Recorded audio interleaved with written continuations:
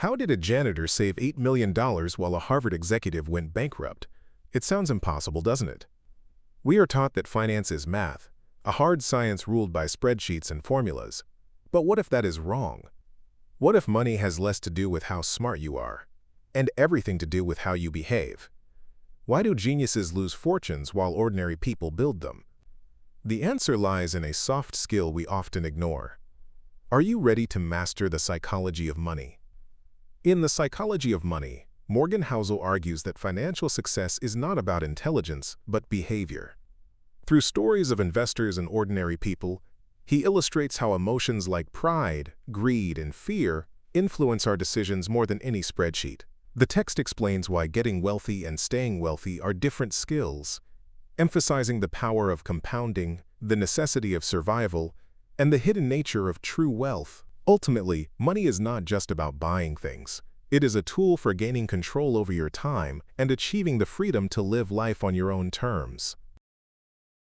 Ready to go deeper? Here's the extended summary of The Psychology of Money.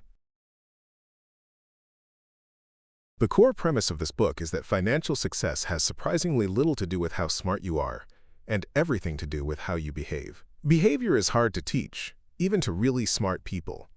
A genius who loses control of their emotions can be a financial disaster. The opposite is also true.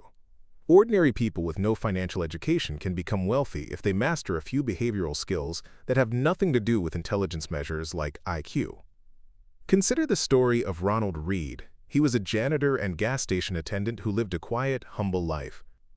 Yet, when he died, he shocked everyone by leaving over $8 million to charity. There was no secret lottery win or inheritance. He simply saved consistently and invested in blue-chip stocks for decades, letting the magic of compounding do the work. Compare him to Richard Fuscone, a Harvard-educated executive at Merrill Lynch. Fuscone had everything Read did not: elite education, deep financial experience, and a high income. He retired early to a massive mansion, but Fuscone was greedy and over-leveraged. When the 2008 financial crisis hit, he went bankrupt. The janitor beat the Harvard executive, not because he knew more about math, but because he had mastered the psychology of money. This highlights a unique truth about investing. In fields like medicine or engineering, a janitor cannot outperform a surgeon, but finance is a soft skill where how you behave matters more than what you know. We often treat finance as a math-based field, assuming that if we just know the formulas, we will make the right decisions. But in the real world, people don't make financial decisions on spreadsheets. They make them at the dinner table, influenced by pride, ego, and their own unique history. The author argues that no one is truly crazy when it comes to money, even when they make decisions that seem irrational to us. This is because our personal experiences with money make up a tiny fraction of what has happened in the world, but they constitute maybe 80% of how we think the world works. For example, if you were born in 1970, the stock market went up tenfold during your teens and 20s. If you were born in 1950, the market went nowhere during that same period of your life. These two groups walk around with fundamentally different views on risk and return, not because one is smarter, but because their brains were anchored by different emotional experiences during their formative years. We are all victims of the time and place we were born. We are also struggling because modern finance is surprisingly new. The concept of retirement as we know it, where we are responsible for our own saving and investing, is barely a generation old. The 401k didn't exist until 1978. We are essentially amateurs trying to navigate a complex system without centuries of evolutionary experience to guide us. Finally, we must recognize the massive role of luck and risk. These are siblings, two sides of the same coin. Consider Bill Gates. He is undoubtedly brilliant and hard-working, but he also attended one of the only high schools in the world that had a computer in 1968. That is a 1 in a million stroke of luck. Now consider Gates's friend Kent Evans. He was just as smart and ambitious as Gates, and they planned to conquer the world together. But Evans died in a mountaineering accident before graduation. He experienced a 1 in a million risk. The same magnitude of force that propelled Gates forward cut Evans's life short. This teaches us that outcomes are never entirely within our control, and we should be careful when judging both our own success and the failures of others. Because luck and risk are invisible, we often ignore them. It is easy to identify a wealthy person.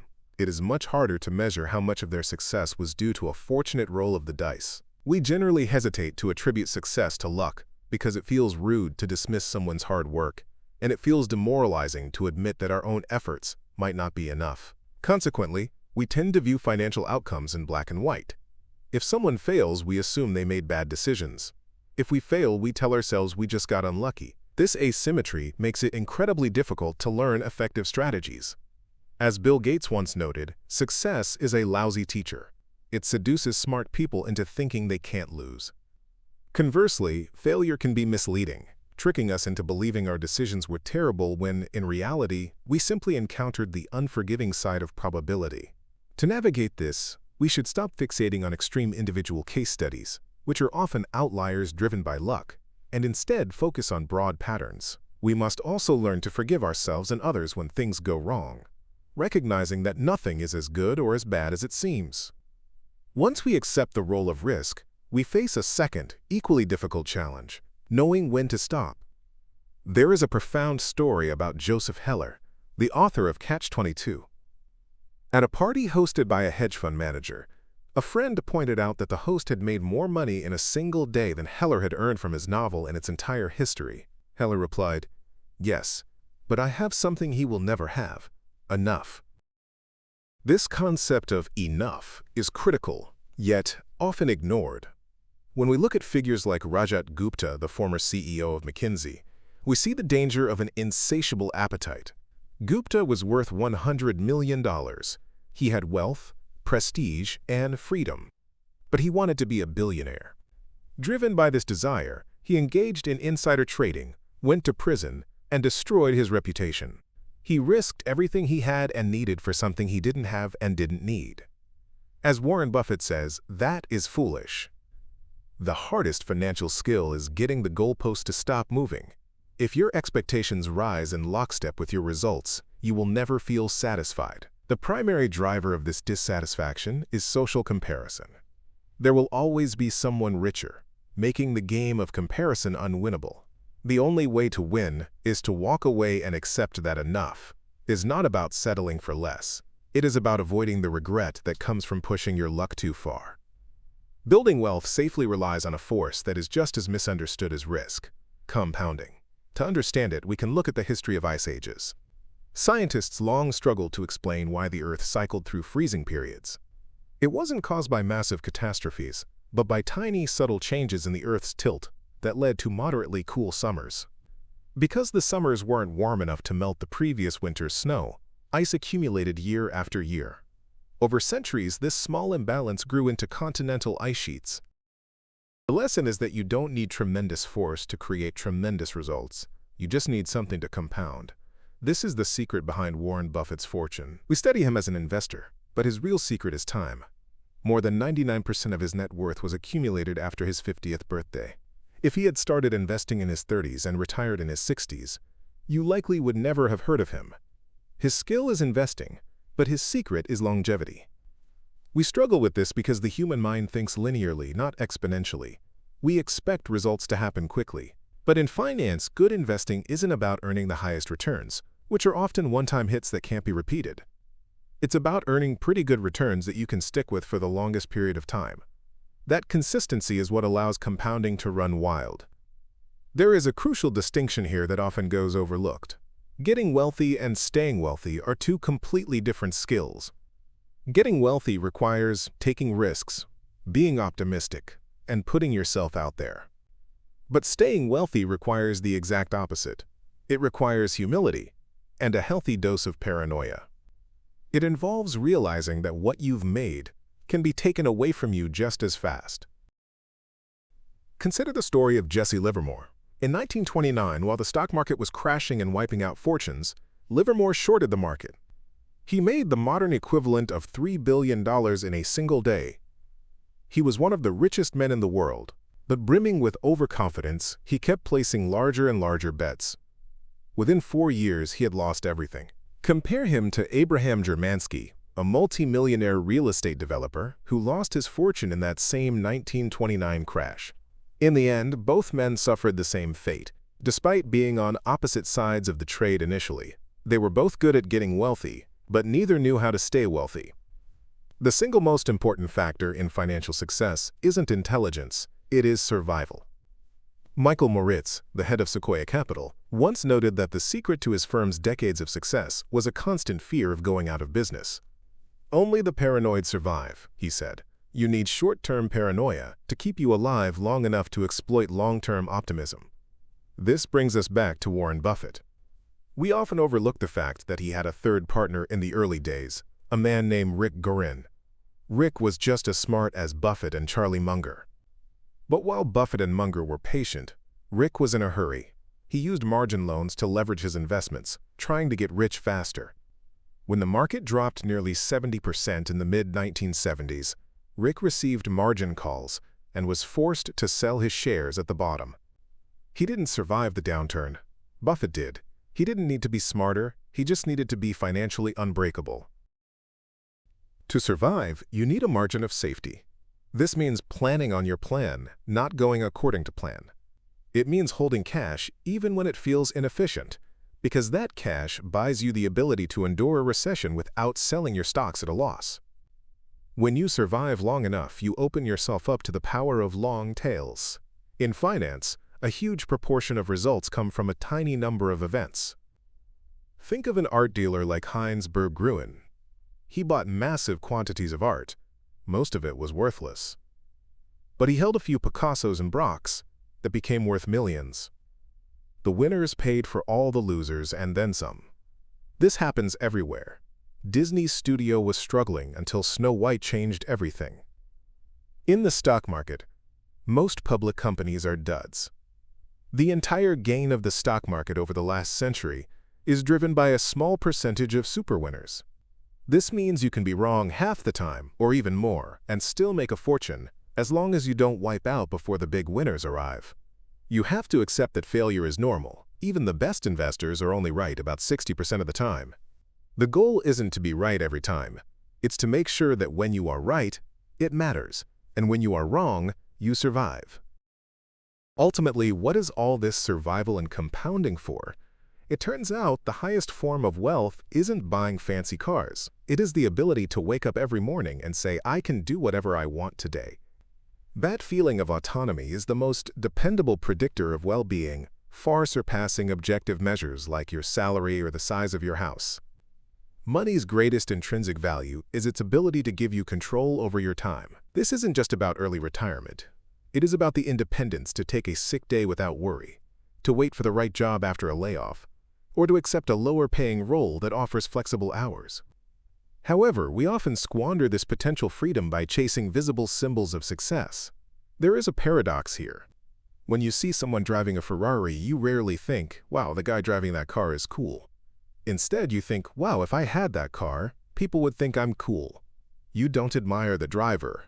You admire the object. This leads to a critical distinction between being rich and being wealthy. Rich is current income. It is visible. It is the expensive car in the driveway and the designer clothes.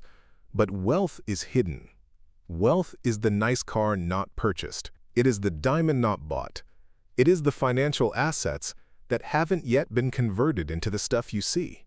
Because wealth is invisible, it is harder to learn from, but it is the only thing that provides options and flexibility. Building this kind of wealth has surprisingly little to do with your income or investment returns, and everything to do with your savings rate. You can view savings as the gap between your ego and your income. Beyond a certain level of comfort, spending is often just a reflection of ego, a way to show others that you have money. Therefore, one of the most powerful ways to increase your wealth is not just to raise your income, but to raise your humility. When you care less about what others think of you, your desire to spend diminishes, and your savings rate rises. You don't even need a specific goal to save. You save to create a hedge against life's inevitable surprises. In a world where intelligence is becoming commoditized, the flexibility that savings provide is a massive competitive advantage. It allows you to change course, learn new skills, and wait for opportunities while others are forced to take whatever is available. Once you have accumulated these savings, how should you manage them? The text argues against being coldly rational. In academic finance, investors are often treated like robots who should always make the mathematically optimal choice. But in the real world, people are emotional. You shouldn't aim to be rational. You should aim to be reasonable. A rational decision might look great on a spreadsheet but be impossible to stick with when the market crashes and you are terrified. A reasonable decision is one that maximizes your ability to sleep at night. If loving your investments or holding a bit too much cash helps you stick to your plan during a downturn, then it is the right choice for you. Survival is the key to compounding, and being reasonable is often the best way to survive. Paradoxically, there are rational reasons to favor seemingly irrational decisions. Consider the idea of loving your investments. On a spreadsheet, emotional attachment to a stock makes no sense. The market does not know you own it, and it certainly does not care about you.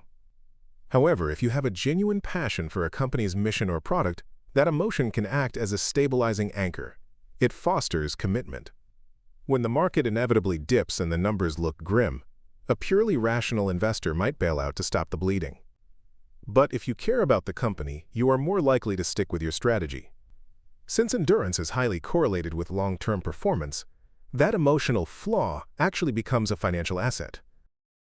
This logic extends to other behaviors often frowned upon by academics, such as home bias, the tendency to invest in companies from your own country, or even engaging in a small amount of speculative day trading.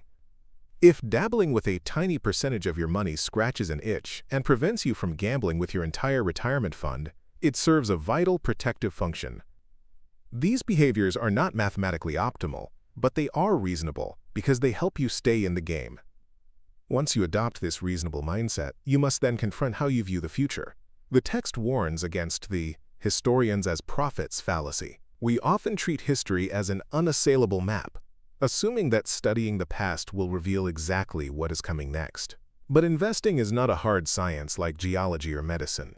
In geology, a rock is a rock. It does not change its behavior based on what other rocks are doing. In economics, however, investors have feelings.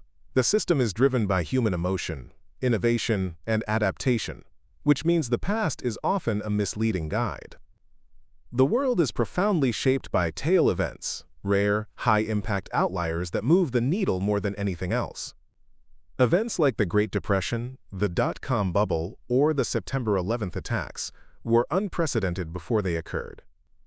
If you had relied solely on history to prepare for them, you would have failed, because history had no record of them. The most important economic events of the future will likely be things that have never happened before. As the psychologist Daniel Kahneman advises, the correct lesson to learn from surprises is simply that the world is surprising. Furthermore, the structural mechanics of the market are constantly evolving. Modern financial instruments like the 401k and Roth IRA are relatively new inventions. Venture capital was a tiny industry just a few decades ago. This means that financial data from 50 years ago often applies to an environment that no longer exists. Even Benjamin Graham, the father of value investing, admitted later in life that his famous formulas needed to be updated because the market had become more competitive and efficient. Because we cannot rely on history to predict the specific challenges of the future, we need a strategy that works regardless of what happens. This brings us to the concept of room for error, often called a margin of safety. This is the only effective way to navigate a world governed by odds rather than certainties. Think of a professional blackjack player. They know the math is in their favor, but they also know that a run of bad luck is possible. They never bet every dollar on a single hand, because if they are wiped out, they cannot keep playing long enough for the odds to turn back in their favor. In personal finance, room for error is what allows you to endure volatility. It is about rendering the forecast unnecessary. You do not need to know exactly what the stock market will do next year if you have enough of a cash buffer to survive a 30% drop without selling. This buffer protects you from ruin. You can be risk-loving in your pursuit of growth, but you must be completely ruin-averse. Leverage, or investing with borrowed money, is dangerous precisely because it removes this room for error, turning routine market swings into knockout blows. To succeed, you must remain standing long enough for your risks to pay off. To counter this vulnerability, the author suggests adopting a barbelled approach to your finances. This involves taking risks with one portion of your money while being extremely cautious with another. The goal is to ensure you can do what you want, when you want, for as long as you want. This level of control offers an infinite return on investment because it ensures you survive long enough to benefit from compounding. This caution is necessary because the most damaging events are often the ones you cannot predict. Consider the Battle of Stalingrad during World War II. The German army possessed the most sophisticated tanks in the world, yet many were disabled not by enemy fire, but by field mice that chewed through the electrical insulation while the tanks sat idle. These are unknown unknowns. You can plan for a recession or a market correction, but you cannot easily plan for a global pandemic or a mouse destroying your engine. Therefore, your financial plan must avoid single points of failure. You need savings not just for specific goals, but for the financial equivalent of field mice. The most important part of any plan is planning on your plan not going according to plan. There is another risk to your long-term endurance, and it comes from within. We're often terrible forecasters of our own futures. Psychologists call this the end of history illusion. We realize how much we have changed in the past, yet we underestimate how much we will change in the future. We act as if our current personality is the final version. This makes long-term planning difficult, because the goals you set at 20 might be irrelevant to the person you become at 40. To counter this, avoid the extreme ends of financial planning. Do not live so austerely that you are miserable, nor work so hard that you have no life, as both increase the odds of future regret. When you do change, accept it. Do not cling to a career or an investment strategy simply because you have spent years building it. Embrace the idea of sunk costs and move on without mercy. When you are ready to invest, you must also understand the true price of success. Like anything valuable, successful investing demands a payment. But this price is not measured in dollars. It is measured in volatility, fear, doubt, and uncertainty. The mistake many investors make is viewing a market decline as a fine, a penalty for doing something wrong. Instinctively, when we are fined, we try to avoid doing that thing again. However, you should view volatility as a fee, not a fine. It is the cost of admission for returns that beat cash and bonds. If you go to a theme park, you pay a fee to get in. You don't view that fee as a punishment. You view it as the price of the experience. If you can reframe market turbulence as a necessary admission fee, rather than a punitive fine, you are far more likely to stick around long enough to win. Finally, be careful not to take cues from people playing a different game than you are.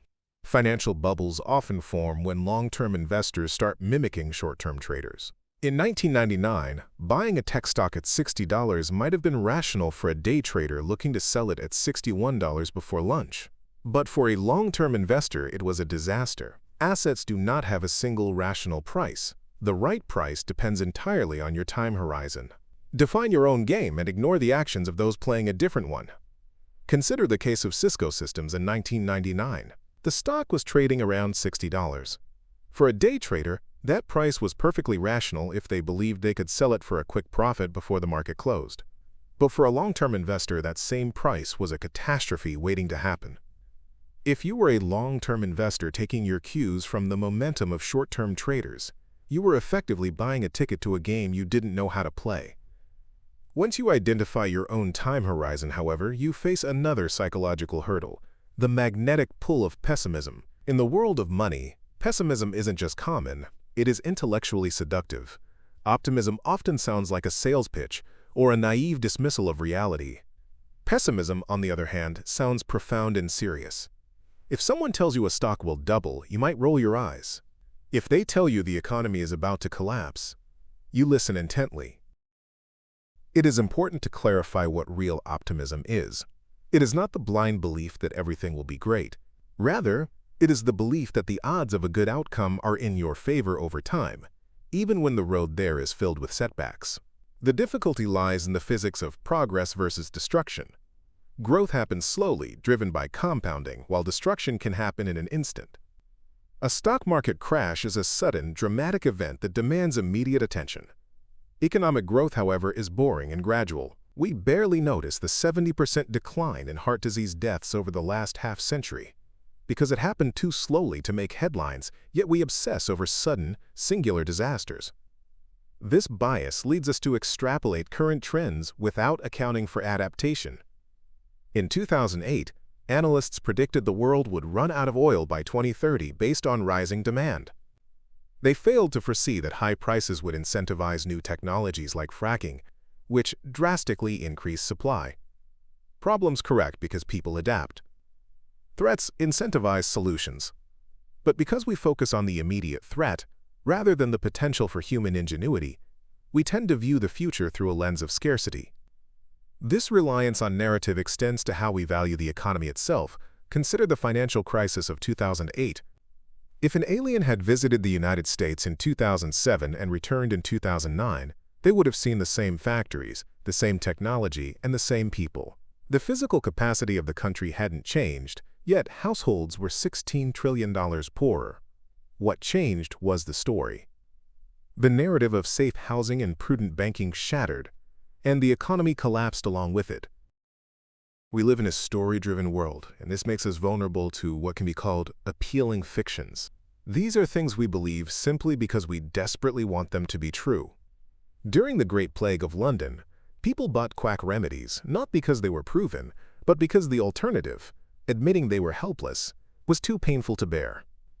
In finance, this manifests when we believe in can't-miss investments or magical returns.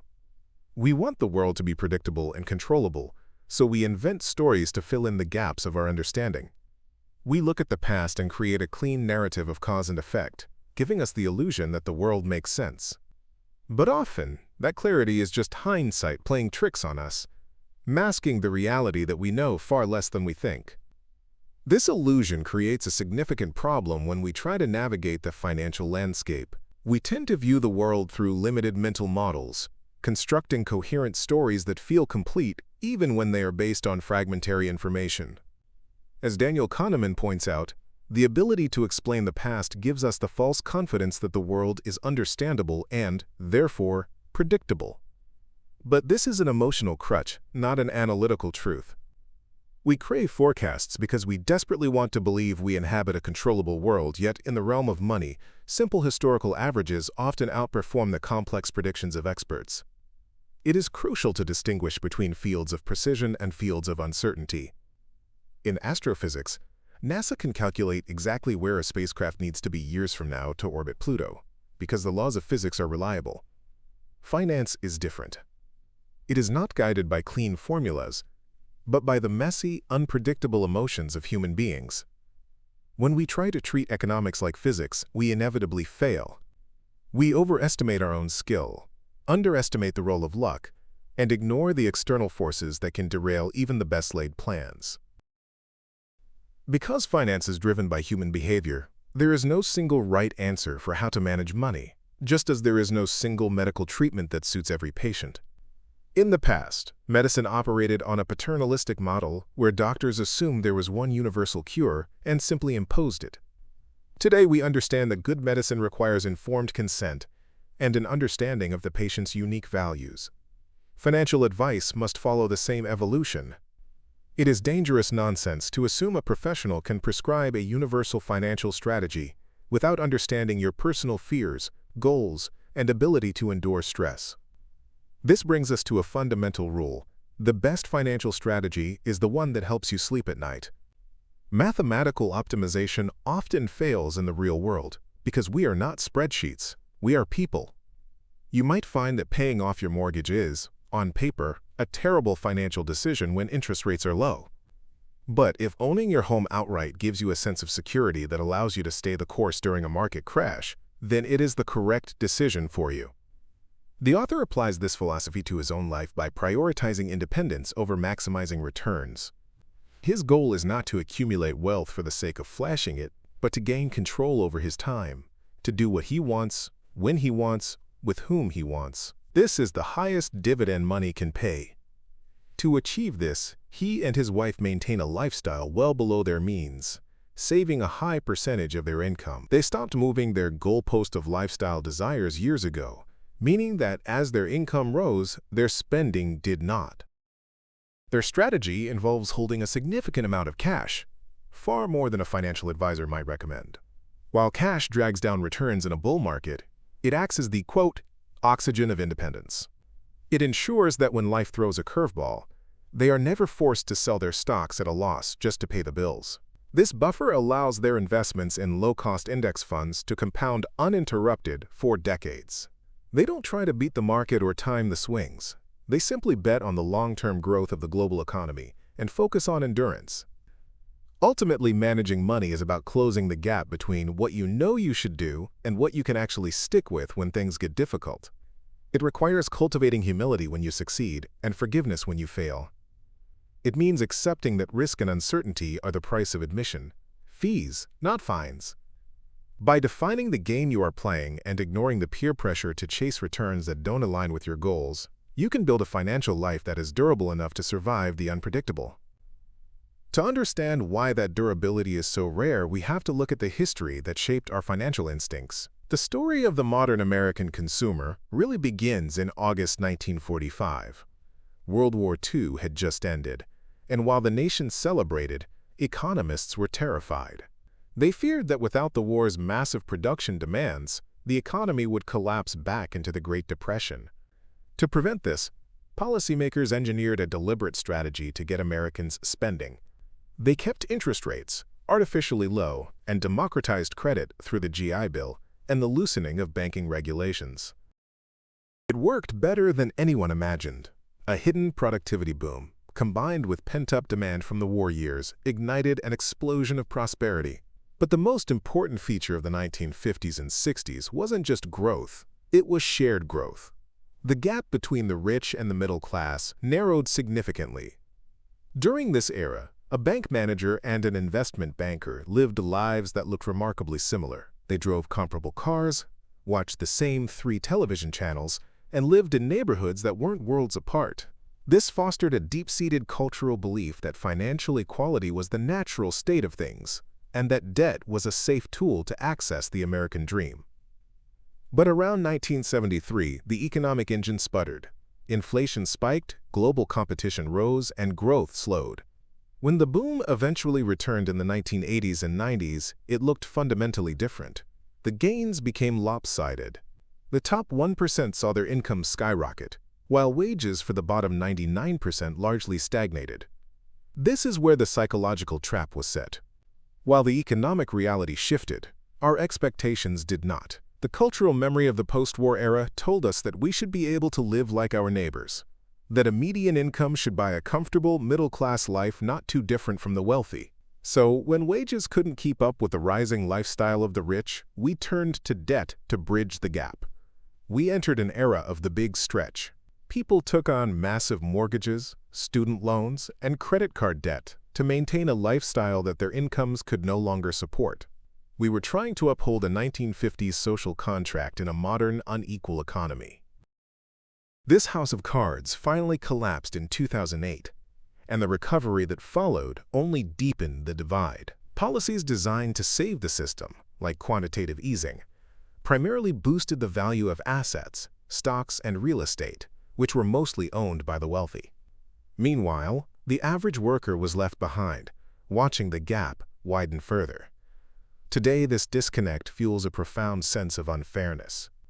Social media acts as gasoline on the fire, allowing everyone to see exactly how the wealthy live, highlighting the disparity in high definition. The anger we see in modern politics, movements from all sides shouting, "Stop the ride, I want off," is largely a reaction to this broken expectation. We are still judging our financial success by a yardstick manufactured in 1950, trying to play a game that ended decades ago. Recognizing this historical shift is the first step in detaching your own happiness from an outdated economic ideal.